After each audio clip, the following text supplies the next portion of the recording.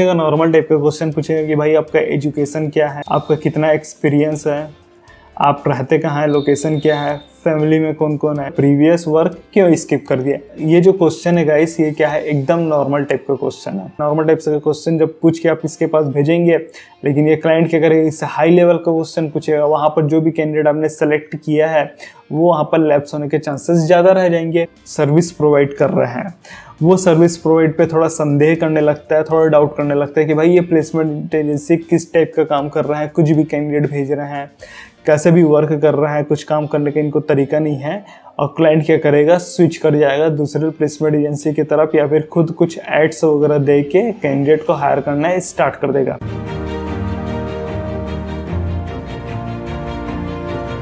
Hello guys, welcome on the new video.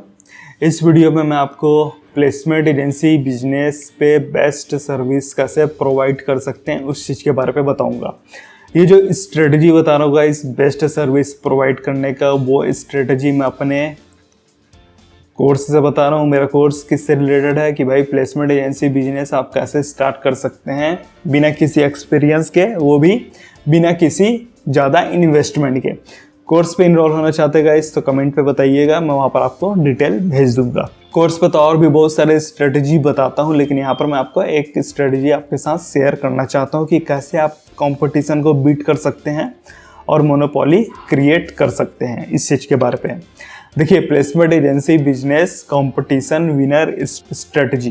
Problem क्या होता है गाइस, देखिए प्लेसमेंट एजेंसी दो डोमेन पे वर्क करता है। एक तो हो गया क्लाइंट बेस पे,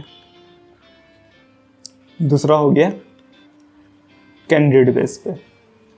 बहुत सारे प्लेसमेंट एजेंसी है जो उनका काम करने का तरीका थोड़ा रॉन्ग वे पे रहता है, और कुछ प्लेसमेंट एजेंसी ऐसे रहते हैं जो अच्छे लेवल पे काम करते हैं, मतलब उनके काम करने का तरीका सही रहता है। प्लेसमेंट एजेंसी है, प्लेसमेंट एजेंसी का एक क्लाइंट है, ठीक। क्लाइंट ने इसको डिमांड किया कि भाई मुझे क्या चाहिए, PHP के कैंडिडेट चाहिए जिसको 2 साल का एक्सपीरियंस हो। प्लेसमेंट एजेंसी ने क्या किया, अपने डेटाबेस पे चेक किया कि भाई मेरे पास कुछ कैंडिडेट है क्या जिनको PHP का नॉलेज है, वो भी 2 साल का एक्सपीरियंस है। उसको कैंडिडेट मिल गया तो अच्छी बात है, सपोज नहीं मिले तो उस क्या करेगा, अलग स्ट्रेटजी फॉलो करेगा। यहाँ से मान लीजिए 10 कैंडिडेट इसने बुला लिया, प्लेसमेंट एजेंसी ने बुला लिया 10 कैंडिडेट को। 10 में से इसने एनालिसिस किया कि भाई मुश्किल से 8 कैंडिडेट ऐसे हैं जिनको मैं इंटरव्यू के लिए लाइन अप कर सकता हूँ। तो प्लेसमेंट एजेंसी क्या करेगा, पहला कैंडिडेट को भेजेगा इंटरव्यू के लिए। क्लाइंट क्या करेगा, इस पहले कैंडिडेट का इंटरव्यू लिया। क्लाइंट को लगा कि भाई ये जो कैंडिडेट है मज़ेदार नहीं है और मेरे लायक नहीं है, तो इसको कैंसिल कर देगा। प्लेसमेंट एजेंसी दूसरा कैंडिडेट भेजा, क्लाइंट देखा इसका इंटरव्यू लिया, ये भी मज़ेदार नहीं है तो इसको कैंसिल कर दिया। प्लेसमेंट एजेंसी तीसरा कैंडिडेट भेजा, तीसरा कैंडिडेट में क्लाइंट ने देखा कि भाई हाँ ये कैंडिडेट अप्रोप्रिएट है, इसको मैं हायर कर सकता हूँ, इसने हायर कर लिया। लेकिन इस सिचुएशन में क्या हो सकता है इसकी, ये जो कैंडिडेट है वो वहाँ पर टिका नहीं, तो ये क्या कर दिया, जॉब को स्किप कर दिया। फिर प्लेसमेंट एजेंसी क्या किया, चौथा कैंडिडेट भेजा तो फिर इसने इसका इंटरव्यू लिया। तो यहाँ पर सिचुएशन चेंजेस होते रहते हैं, डिपेंड करता है कि आप किस टाइप का कैंडिडेट यहाँ पर भेज रहे हैं।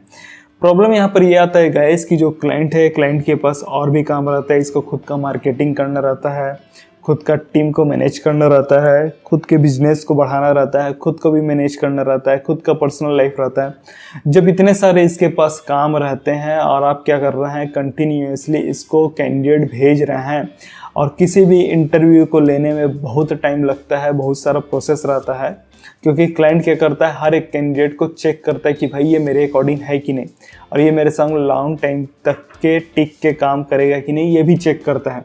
तो इंटरव्यू लेने में बहुत लंबा टाइम पड़ता है, तो क्लाइंट के पास इतना टाइम नहीं रहता कि वो हर एक कैंडिडेट का आपका इंटरव्यू लेते रहे। उसके पास और भी बहुत सारे काम रहते हैं करने के लिए। तो जब आप कैंडिडेट लाइन से भेजते हैं इसको और किसी का भी सिलेक्शन नहीं हो पाता, या फिर होता भी है तो वो कैंडिडेट ज़्यादा देर तक रुकता नहीं, या फिर काम अच्छे से नहीं कर पाता, तो क्लाइंट का क्या करेगा, आपका जो सर्विस प्रोवाइड कर रहे हैं वो सर्विस प्रोवाइड पे थोड़ा संदेह करने लगता है, थोड़ा डाउट करने लगता है कि भाई ये प्लेसमेंट एजेंसी किस टाइप का काम कर रहा है, कुछ भी कैंडिडेट भेज रहे हैं, कैसे भी वर्क कर रहा है, कुछ काम करने का इनको तरीका नहीं है। और क्लाइंट क्या करेगा, स्विच कर जाएगा दूसरे प्लेसमेंट एजेंसी की तरफ या फिर खुद कुछ एड्स वगैरह दे के कैंडिडेट को हायर करना स्टार्ट कर देगा। तो ये जो क्लाइंट आपके पास आया था वो तो आपसे छूट गया, प्लस ये क्लाइंट क्या करेगा, दूसरे बिजनेस वगैरह है, ओनर है, उनको बताया कि भाई ये इस प्लेसमेंट एजेंसी के साथ काम मत करना, इनका काम करने का तरीका बहुत गलत है, कुछ भी कैंडिडेट इन लोग भेजते हैं। तो इस टाइप का प्रॉब्लम होता है गाइस। तो इस टाइप के प्रॉब्लम को कैसे सॉल्व करना है वो चीज़ मैं आपको बता रहा हूँ इस वीडियो पे। क्लियर? देखिए, बेस्ट सर्विस अपने को प्रोवाइड करना है, किसको प्रोवाइड करना है, क्लाइंट को प्रोवाइड करना है। ठीक, क्लाइंट। क्लियर? ये मान लीजिए ये एक प्लेसमेंट एजेंसी है, ये एक क्लाइंट है।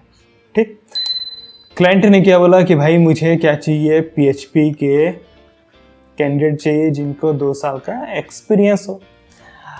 प्लेसमेंट एजेंसी ने सेम प्रोसेस किया, अपने डेटाबेस में देखा, कहीं से कैंडिडेट वगैरह लाना स्टार्ट कर दिया, इसके पास 10 कैंडिडेट मिल गए।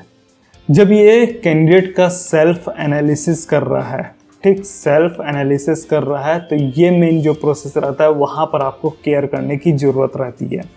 नॉर्मल लोग क्या करेंगे, नॉर्मल जो प्लेसमेंट एजेंसी रहेगा वो क्या पूछेगा, सेल्फ एनालिसिस पे कैंडिडेट लोग का सेल्फ एनालिसिस कर रहा है, ठीक है, तो वहाँ पर क्या पूछेगा, नॉर्मल टाइप का क्वेश्चन पूछेगा कि भाई आपका एजुकेशन क्या है, आपका कितना एक्सपीरियंस है, आप रहते कहाँ हैं, लोकेशन क्या है, फैमिली में कौन कौन है।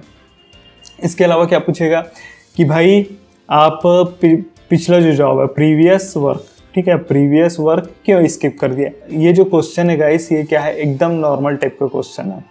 नॉर्मल टाइप का क्वेश्चन है तो आप क्या करेंगे, 10 कैंडिडेट से नॉर्मल टाइप का क्वेश्चन पूछ रहा है, नॉर्मल टाइप का क्वेश्चन जब पूछ के आप इसके पास भेजेंगे, लेकिन ये क्लाइंट क्या करेगा, इससे हाई लेवल का क्वेश्चन पूछेगा, वहाँ पर जो भी कैंडिडेट आपने सेलेक्ट किया है वो वहाँ पर लैप्स होने के चांसेस ज़्यादा रह जाएंगे। तो अब क्या करिएगा, इस मान लीजिए आपका प्लेसमेंट एजेंसी है, ठीक है, आप नॉर्मल क्वेश्चन पूछ रहे हैं, अच्छी बात है। इसके अलावा भी ये जो 10 कैंडिडेट है उससे कुछ ट्रिकी क्वेश्चन पूछिए। ट्रिकी क्वेश्चन कैसे हो सकता है कि भाई PHP के लिए आप भेज रहे हैं कैंडिडेट, क्लियर, आपको PHP का कुछ भी नॉलेज नहीं है, तो आप क्या करिए, सिंपल गूगल करिए कि भाई PHP क्या होता है, उससे थोड़ा बहुत नॉलेज ले लीजिए। तो जब 10 कैंडिडेट आपके ऑफिस पे विजिट कर रहे हैं तो पूछिए कि भाई PHP क्या होता है, PHP पे ही आप क्यों वर्क करते हैं, PHP पे ही आपको ऐसा क्या चीज़ लगता है जो ट्रिगर करता है काम करने के लिए, ऐसा कौन सा जो डोमेन है जिस पे आप PHP पे बेस्ट कर सकते हैं। भाई PHP उसमें भी बहुत सारे डोमेन होते हैं, तो वहाँ पर आप कैसा बेस्ट कर सकते हैं, अगले 5 साल का आपका क्या प्लान है, आप क्यों इस PHP डोमेन को सेलेक्ट किए हैं अपने काम करने के लिए। मतलब इस टाइप का एक ओवरव्यू दे रहा हूँ गाइस आपको कि कैसे उससे क्वेश्चन पूछना है। तो जब आप 10 कैंडिडेट से इस टाइप का कुछ ट्रिकी क्वेश्चन पूछते हैं तो एक्चुअल पे क्या होता है, आपका सेल्फ एनालिसिस होता है। आप मान लीजिए 10 कैंडिडेट से पूछ लिए कि भाई 5 साल पे, अगले 5 साल में आपका क्या प्लान है, तो वो कैंडिडेट जब आपको आंसर देगा उसके अकॉर्डिंग ही आप जज कर लेंगे कि भाई ये कैंडिडेट कितना कैपेबल है यहाँ पर लॉन्ग टाइम वर्क करने के लिए। आप एक क्वेश्चन आप पूछ सकते हैं कि भाई आपके लाइफ का गोल क्या है, आपको कौन सा चीज़ मोटिवेट करता है अपने लाइफ में, इस टाइप का क्वेश्चन पूछ सकते हैं। मतलब कहने का मतलब ये है गाइस, थोड़ा आप टेक्निकल नॉलेज भी पूछिए और उससे थोड़ा पर्सनल लाइफ के बारे में पूछिए कि भाई आप अपने लाइफ में क्या अचीव करना चाहते हैं, कैसे करना चाहते हैं। तो यहाँ से जो आप कैंडिडेट को फिल्टर कर रहे हैं, वो जो प्रोसेस रहेगा आपका बेस्ट हो जाएगा। और जो यहाँ पर एक कैंडिडेट मान लीजिए आपने भेजा स्टार्टिंग में ही, ये जो एक कैंडिडेट है उसी का ही सिलेक्शन होने के चांसेस बहुत ही ज़्यादा हो जाएगा। अब क्लाइंट देखेंगे भाई जो मैंने इनसे रिक्वायरमेंट पूछा था कि भाई PHP में 2 साल का एक्सपीरियंस का कैंडिडेट चाहिए, प्लेसमेंट एजेंसी ने क्या किया, मेरे पास एक ही कैंडिडेट भेजा है और एक ही कैंडिडेट ऐसा भेजा जो मेरे लायक है, अप्रोप्रिएट है, और इस कैंडिडेट का मैं सिलेक्शन कर लेता हूँ। तो जब क्लाइंट से आपको इस टाइप की सर्विस मिलेगा तो ये क्लाइंट क्या करेगा, आपके साथ लॉन्ग टाइम तक बने रहेगा, लॉन्ग टाइम तक सस्टेन रहेगा। प्लस ये क्लाइंट क्या करेगा, आपका मार्केट पे वैल्यू भी बढ़ाए कि भाई इस कैंडिडेट, इस प्लेसमेंट एजेंसी के साथ वर्क करिए।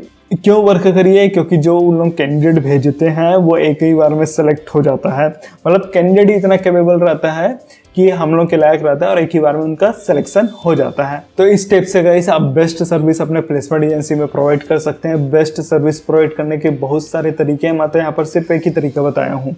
जब आप कोर्स पे आते हैं गाइस तो कोर्स पे आपको और भी स्ट्रेटेजी मिलती है कि किस हिसाब से इस पर वर्क करना है। तो आपके लिए अगला एक्शन स्टेप है। एक्शन स्टेप क्या है कि भाई आप बेस्ट सर्विस प्रोवाइड करिए और मार्केट पे मोनोपोली क्रिएट करिए। कुछ डाउट है तो कमेंट करके बताइए। वीडियो पसंद आए तो लाइक एंड शेयर करिए। तो मिलता हुआ इस आपको नेक्स्ट वीडियो पे, तब तक के लिए take care and thanks for watching.